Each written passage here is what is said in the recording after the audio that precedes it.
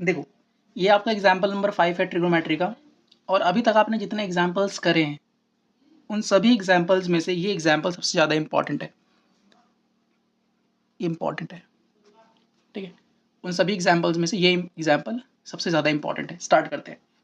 आपसे बोला क्या गया है कि हमारे पास एक ट्रायंगल है ओ पी क्यू, और पी पे हमारे पास क्या है 90 डिग्री राइट एंगल है। ओ पी की वैल्यू हमें 7 सेंटीमीटर गिवन है, ठीक है। O Q minus P Q हमें 1 सेंटीमीटर गिवन है।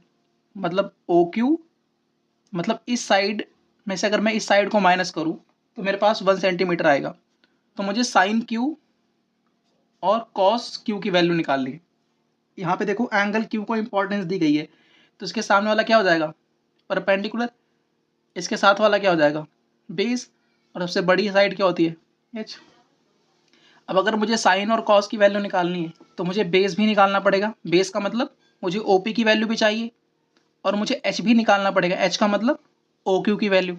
तो इसका मतलब अगर मुझे साइन क्यू और कॉस क्यू की वैल्यू निकालनी है तो मुझे ओ क्यू और ओ पी क्यू, मतलब इस वाले साइड की और इस वाले साइड की वैल्यू चाहिए, ठीक है। अब देखो, अब हमें जो इन्फॉर्मेशन गिवन है उसका इस्तेमाल करके हम क्या करेंगे, ओ क्यू साइड और पी क्यू साइड, इन दोनों साइड्स की वैल्यू निकालेंगे। सबसे पहले आप इसके अंदर पाइथागोरस थ्योरम लगाइए। सो ओ क्यू का square equal to O P का स्क्वायर प्लस पी क्यू का होल स्क्वायर। अब मुझे ओ पी की वैल्यू तो पता है, ठीक है, हमारा पर, तो इसको इधर लेके आओ दूसरे वाले को जिसकी वैल्यू मैं नहीं पता पी क्यू को। सो ओ क्यू का स्क्वायर माइनस पी क्यू का square equal to O P का होल स्क्वायर। अब इसके अंदर देखो A square minus B square वाली आइडेंटिटी लग जाएगी कि नहीं लग जाएगी। A square minus B square वाली आइडेंटिटी क्या होती थी A plus B A minus B. लगा दो इसके अंदर यार ये आइडेंटिटी। सो कितना हो जाएगा O Q minus P Q O Q plus P Q equal to O P की वैल्यू कितनी है 7, 7 का स्क्वायर करोगे कितना आ जाएगा 49 आ जाएगा। अब O Q minus P Q की वैल्यू हमारे पास कितनी है, इसकी वैल्यू हमारे पास है 1, तो यहाँ 1 आ जाएगा, तो यहाँ बच क्या आ जाएगा O Q plus P Q की वैल्यू हमारे पास आ गई 49।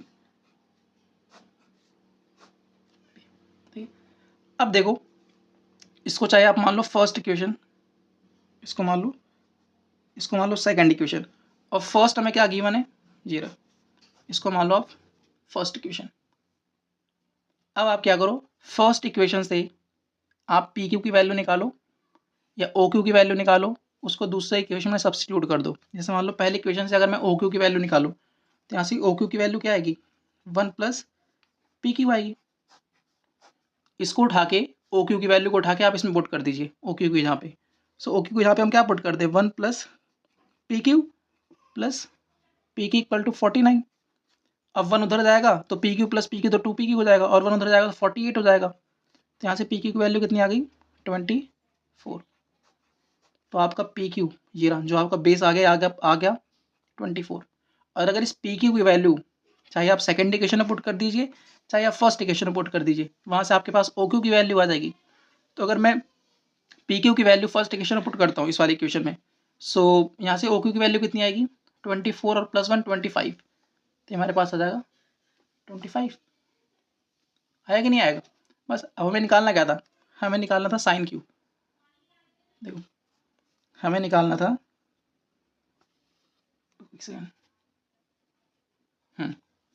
हमें देखो निकालना था साइन, साइन को, साइन होता क्या है पी बाय एच। पी हमारे पास कितना है परपेंडिकुलर 7, और एच हमारे पास कितना है 25, हमारे पास साइन क्यू आ गया। ठीक है, फिर हमें क्या निकालना था कॉस क्यू निकालना था। ये क्या होता है बेस अपॉन हाइपोटेनस। बेस हमारे पास कितना है 24, और एच हमारे पास कितना है 25, हमारे पास कॉस क्यू आ गया। ठीक है, सो है ना अच्छा क्वेश्चन। तो ये भी क्वेश्चन एग्जाम में आ सकता है, और आया हुआ है, ये प्री बोर्ड में लास्ट टाइम आया था, तो इस बार भी आने के चांसेस हैं। ठीक है, अभी तक आपने जितने एग्जाम्पल्स करे हैं सबसे इंपॉर्टेंट ये एग्जाम्पल है। ठीक है।